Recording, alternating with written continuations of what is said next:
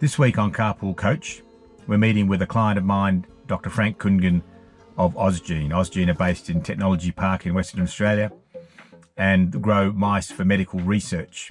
It's time to hear the Ozgene story, find out where they've come from and where they're heading. It's also very sunny out there, so sunglasses are the order of the day. So when you talk about research, you talk about mice. In a nutshell, what is it you actually are doing? So if you imagine a large family, within the family you get a couple of people that have an illness or disease. Yep. You go to the hospital. The hospital will do a DNA analysis, and you'll find that in the patients there's a genetic difference. Yep. When you compare to the healthy people, you then come to us and we make a mouse that has the same genetic change. Yep. If the mouse develops similar symptoms, then you found one of the genetic causes for the disease, and you also then have an animal model that you can use to either find a treatment or a cure for the disease. Right. So that's what we do. And so a family could buy those mice, a pair of mice from you, is that right? They come in pairs? Well, so the family is unlikely to be the actual buyer, although we have had that with a foundation in the US. But yes, they either can buy, a couple of pairs and then can do the breeding themselves, or we can do the breeding for them and essentially deliver the mice to the research labs that use them. Right. And what would a pair of mice cost? At the moment, for a commercial entity in the US, about $60,000 US. Right.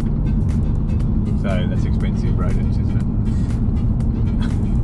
More expensive than your standard rodent in the pet shop, yes. Yes. And no, we do not buy our rodents from a pet shop either. No.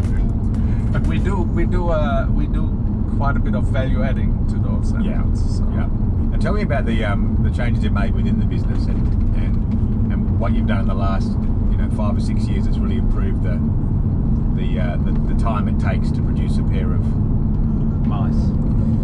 So when we started the business, of course we had no business experience, and we certainly had no management experience or anything like this. And then about 10 years in, just by off chance,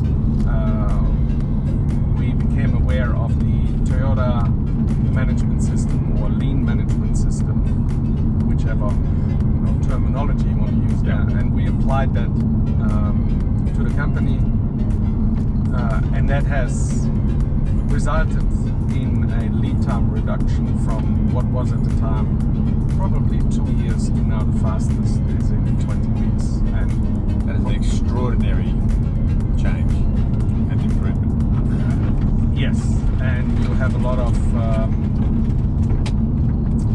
benefits coming with this in terms of cost reductions, quality improvement, and less rework and so forth. Yeah. And speaking of the US, you recently opened up over there. Tell me about that. Yeah, so last year we opened up our first facility in the US, and that came out of discussions with clients who obviously seen the lead time improvements that we had and the quality that we can deliver.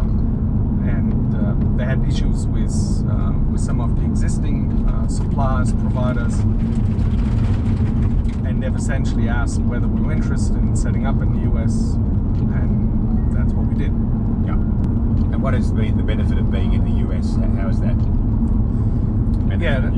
That's an interesting one, because before we were there, we always talked to people and said, well, we're in Australia, and we didn't get any negative feedback on this at all until we told people that we're actually coming to the US. And then some people told us, yes, we know about you, but we would never have worked with you because you're only in Australia. So that has significantly changed, and we now have some of the fair number of the largest, the most successful pharma companies as our clients. Yeah. For those two reasons, lead time as well as US presence. Yeah. So, what is the future of Ozgene? What will it look like in 3, 4 or 5 years' time in your mind? So what we'd like to do is of course expand where we're going. So in our field, medical research, I do have several PhD students at the moment, so we're doing blue sky research into Parkinson's disease, into cancer. Of course, that's extremely high risk, so we would have to have a lot of luck to have this going anywhere. But at the same time, we want to expand what we think we're good at, which is kind of the contract research organization, the strategic partner for biotechs and so forth. We want to expand our capabilities on the analysis side, the preclinical side. And then I think there is so we want to expand horizontally and vertically in our market. And then there is also, I think there is a desire from a lot of us internally to take some of our knowledge that we've acquired in the, as we call it, organizational capability, to move this to other areas outside. But we obviously, we do like the space that we're in. And I think, you know, I don't think right now we can have an impact on coronavirus with the knowledge that we have. And I think there's plenty of people that have knowledges in both sides. But I think for the future, it would be very nice to have a big impact in some of the big diseases.